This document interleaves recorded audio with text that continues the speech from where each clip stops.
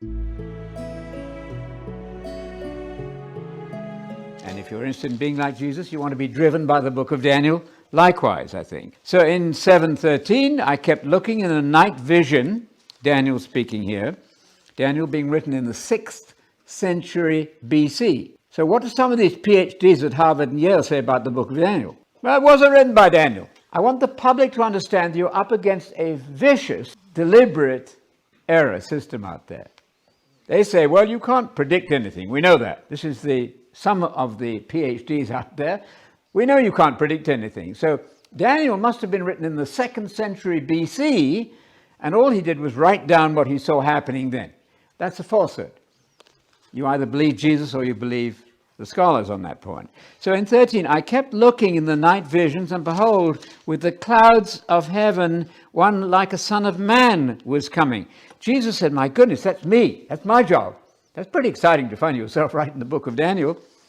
And to him was given dominion, glory, kingdom, that all peoples, nations, men of every language might serve him.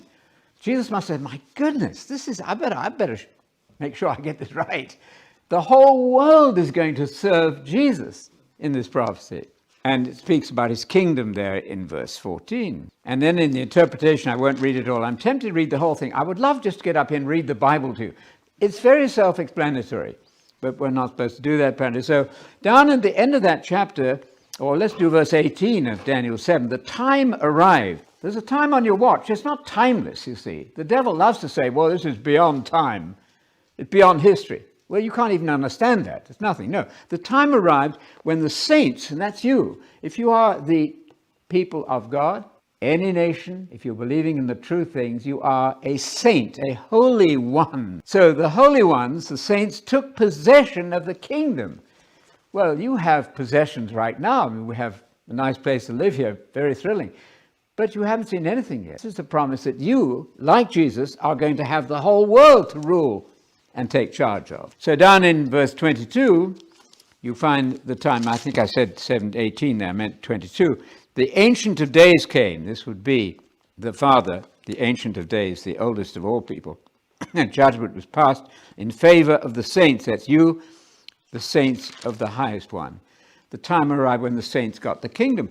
And then, I won't read the rest of it, in verse 27 though, then the sovereignty, the dominion, the government, the greatness of all the kingdoms under the whole heaven. So going to heaven when you die is a falsehood. Do falsehoods matter? Yes, they do. People may be very nice, very honest, very good as far as they understand, but if they're speaking lies, then you have to do what you can to correct it. So the whole sovereignty under the whole heaven. Say to your neighbors then, why do you want to go to heaven when Jesus won't be there? No, the earth, God has not finished with this beautiful creation. He gave it to Adam to rule. Adam messed it up. You and Jesus are going to fix the world. So what sort of people should you be today? Do we want drunks and profligates, walking around hoping to be the governors of the world? No. That puts the pressure on us then to behave well.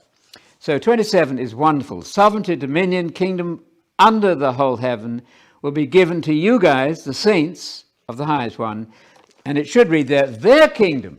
Translation was weak there. Their kingdom will be an everlasting kingdom, and all dominions and tongues and languages are going to serve and obey them.